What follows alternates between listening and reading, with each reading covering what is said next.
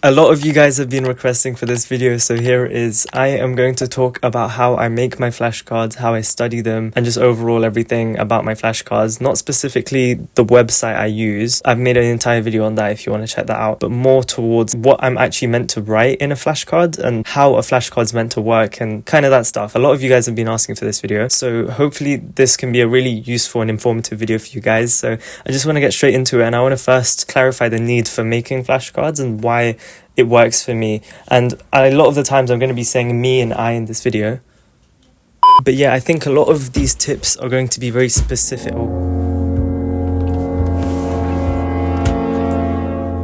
Okay, there, now I'm comfortable. A lot of these tips have worked for me, but that doesn't necessarily mean that they're going to work for you. So this video is more for people who are needing some sort of guidance or some sort of like support in what they want to do. If you already have a method that works for you, you don't really need to watch this video. This is more for the people that don't really know how to make the flashcards in the first place and don't really know how to make the most use of them. So hopefully this video can give you guys a bit of advice in how to do that and hopefully just make it a bit easier for you guys. The reason I use flashcards and the reason most people would say they use flashcards is because it tests what is tested of you in the exam, which is the fact that you need to be able to retrieve that information. When you're reading a book, when you're highlighting, things like that, you're not going to be retrieving that information. You're not going to be actively recalling that information. That's probably a phrase that you've heard all the time. You need to make sure that whether it's through exam practice or it's through flashcards or it's through like anything that involves you having to retrieve that information from your head, that is what's going to really matter when you're revising, not things that are passive. So passive things can help you in terms of understanding content and making it link for you, but it's not going to be the reason you'll be able to retrieve it. And so you need some sort of way to be able to retrieve information. And for me, flashcards works really well, and I do it through this software called Remnote. The benefit of using Remnote or Anki, which is another great alternative, is simply the fact that you can apply spaced repetition, which is probably another phrase that you've heard quite a lot as well, so I want to keep it a bit brief. But spaced repetition is basically where you get the same flashcards over and over again on an interval so that you slowly incorporate it into your long-term memory. The main aspect is have some sort of retrieval method, but also have that retrieval method be consistent, and flashcards online do this really well, and it makes sure that you get that information back to you at a time when you're just about to forget. And so that way you practice it again and again to the point where it's literally just lodged into your long-term memory. So right now, if I were to ask you what the nucleus does, you can probably instantly say that it contains the genetic information of the cell, because that's something that you've gone over so many times that it's just gone into your memory and you're not going to forget it ever. That's the reason why flashcards are important. And then obviously putting that into past paper practice is going to be the way you can properly make the most out of your revision. So you kind of need a bit of both. I'm just going to have to move you a bit to the side just so I can talk about my process in making flashcards. I hope you don't mind this angle of me. So I've just got the screen up right here, and I'm basically just going to walk you through how I'd make my flashcards based on just a random set of notes here. But usually for me in A-level now, what I do is I make a set of notes, and then using those set of notes, I'd have it condensed enough so that everything will be converted into a flashcard somehow. And the way I'd make my notes is through like watching a lot of different videos and having the specification up at the same time and working out through that what information I need. And sometimes I do put slightly more than the specification because it can make more sense out of everything that's going on, but most of the time I try and stick to strictly everything that's said in the specification. Now, if you want a video on how I make my notes specifically, a bit like this one, but more towards my notes, I will let you guys have like a vote down below. There's a pinned comment which has a few video ideas that I'm debating on for next week, and you can just vote for whichever one you prefer to see next week, I hope. Right now I've got GCSE biology up on my screen. I want to feel chill today. I don't want to fry my bin with any A-level, and hopefully this can apply to more people now as well, because I'm on GCSE again. Back to the GCSE days. So in GCSE, I did not make my own notes. All I did was look at like PMT, sometimes CGP, sometimes videos and stuff, but mainly PMT. I'd always have the specification alongside as well. And that's one thing I really recommend. Whenever you're making flashcards, always have the specification next to you, and always make sure that what you're making flashcards out of is actually something that's in the specification. It's not a bad thing memorizing more than the specification. Sometimes it can actually be useful, but you do want to know what's in the spec and what's not. You don't want to focus too much on things that aren't actually mentioned, or you don't want to neglect things that are actually mentioned, things that might look like they're not really part of GCSE or A-level, but in fact they are, and it's just stupid. So we have AQA GCSE biology here, higher tier. Cells has to be like my favorite GCSE topic, even in A-levels, to be honest. Cells is beautiful. Whenever you see a new definition, a new term, instant flashcard, and there's different types of flashcards. This is what I currently use for A-level for my flashcards, and you can kind of see how I've laid everything out. So anything that is a clear definition, I would put as a flashcard in itself. Now, I rarely put these double arrows. That just means that I can get asked on either side of the arrow. So I might get the definition, I have to put the term, or sometimes I might get the term and I have to put the definition. Now, I've done this page so many times that I know all of this like pretty much off by heart, and I don't think I've received any of these flashcards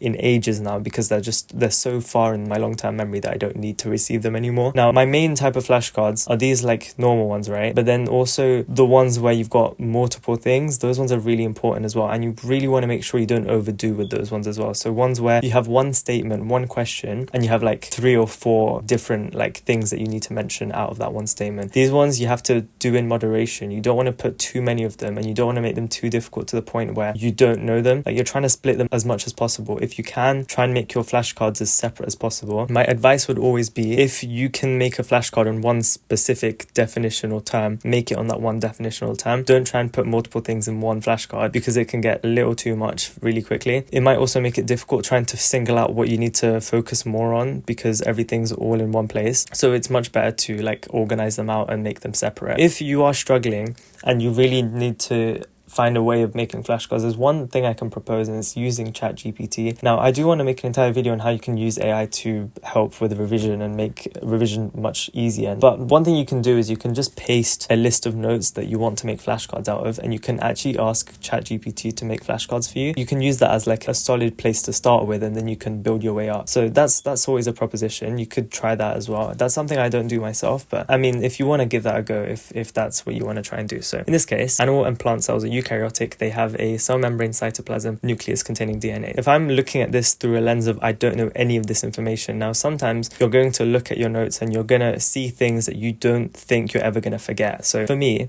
I never would need to make a flashcard on the fact that animal and plant cells are eukaryotic. I know that so well that that doesn't need a flashcard. You don't need a flashcard on everything. Try and only make flashcards on things that you think you might forget. If you're doubtful, make a flashcard for it, but don't go overboard with the flashcards. Don't just make a flashcard on every single small thing, because then you're going to have a lot of flashcards that you just know how to do really easily. So when you're reviewing the flashcards, you're going to be getting all of those ones and going through them like crazy. You're going to get like 50 flashcards in, but all of those you would have known anyways without making flashcards for them. So you get this false sense of security, and you can kind of see where the problem is in that. So let's assume I didn't know that animal and plant cells were eukaryotic. What I could literally put as a flashcard is, are animal and plant cells eukaryotic or prokaryotic? Or I could put animal and plant cells are blank, and then put like a hint saying prokaryotic/eukaryotic, or I could just leave it and I could try and fill it in for myself when I'm doing the flashcard. So it's really up to you and the way you want to do it. It's more what you want to get out of that flashcard, if that makes sense. Now, this is a really obvious flashcard that you can make if you want to like memorize this information. They have a cell membrane, cytoplasm, nucleus containing DNA. I, in this case, would just make that as a flashcard. So I'd have animal and plant cells contain, and then flashcard, cell membrane, cytoplasm, nucleus containing DNA. Obviously, that's not the best flashcard in terms of a biology lens. I think it should give you an idea of how like my process is when I'm making these. It's not that difficult. It's not that like it's quite straightforward. There's nothing too crazy going on. I think the most difficult type of flashcards to make, in my opinion, are ones involving processes. You don't get as many of those in GCSE. You still do get quite a few, but in A-level they're everywhere. Like every topic you do, you're going to get like a process, or you're going to get a cycle. You'll have something that's like 8 steps long or something. Those ones are really difficult, and you need to be able to break them down as much as you can. And the way I usually make flashcards for them is through having them as the 1, 2, 3, 4, 5, or however many steps there are. I try and make sure that each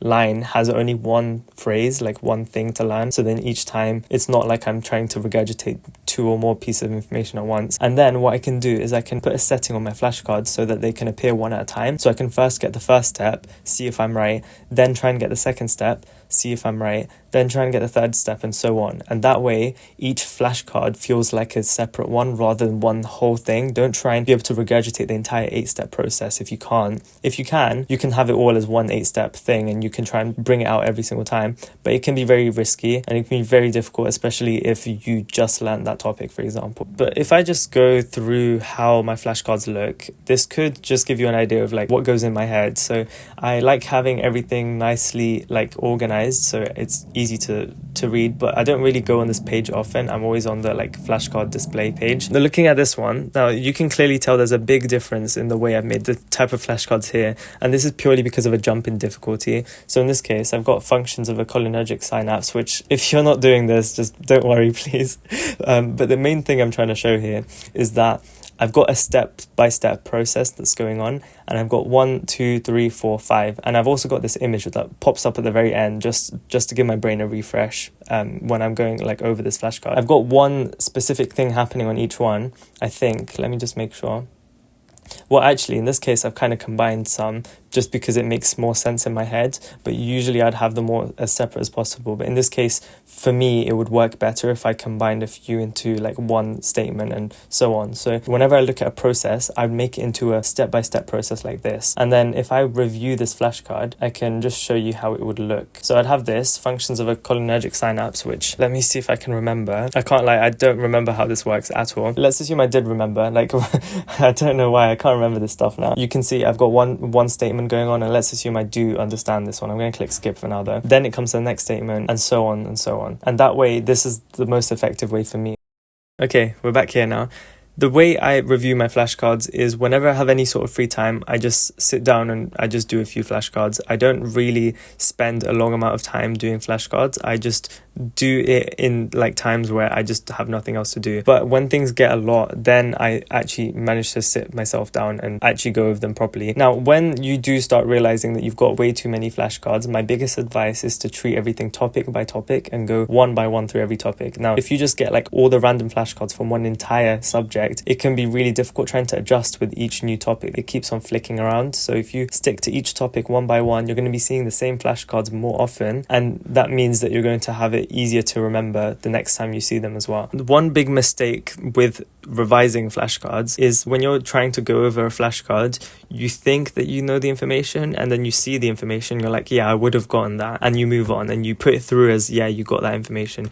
You need to be able to prove it and actually make sure that you know how to regurgitate that information without just assuming it. So that's why, for me, what I'd usually do is there's like this text box on Remnote. I'd usually type out my answer in that and then compare my answer with the actual answer and see if it's close enough. Or sometimes, especially with chemistry, if I'm drawing out mechanisms and things, I would get a piece of paper out and I'd actually be drawing it out and then checking and seeing if it's the right way. You're pretty much just doing mini exam questions. That's what flashcards pretty much are. You can't do exam practice by just simply looking at the question being like, yeah, I'd be able to do that, and then moving on. Unless it's maths. With maths, I kind of understand. If you can know how to do a question, that you've pretty much done most of the question. But for biology and chemistry, and pretty much every other subject, to be honest, you can't really look at a question and be like, yeah, I'd know how to do that, and not attempt it, because a lot of the times you might see from the mark scheme that you've actually missed a few points, or you've not actually done it correctly, or you've done it in a way that's not actually meeting all the mark scheme criteria. So it's really important to try and, when you're reviewing flashcards, to make sure that you know how to do it, whether it's repeating it to yourself in your head, like actually repeating the words and seeing if that matched up, not just simply going, yeah, I kind of understand, and skipping a lot of the points, or physically writing it down. If you find that you keep on going through that process of saying, yeah, I know how to do it, and then moving on, then actually get a piece of paper out every single time you're going to do flashcards and do it like that. I personally recommend doing flashcards like before you start a proper revision schedule. So let's assume you want to sit down and do like half an hour of like biology revision, like a past paper practice or whatever. Maybe spend the first 15 minutes beforehand doing flashcards. That's kind of how I see flashcards. Make sure you never have them build up though. The most important part of flashcards is doing them daily and making sure you're always doing them, because if you just do them once every month, it's not going to get you anywhere. The main reason for flashcards is that spaced repetition. Just because you have that active recall and you don't have the spaced repetition, it's not going to serve you much. So you need to make sure you're doing them regularly. And yeah, that's pretty much it, I think.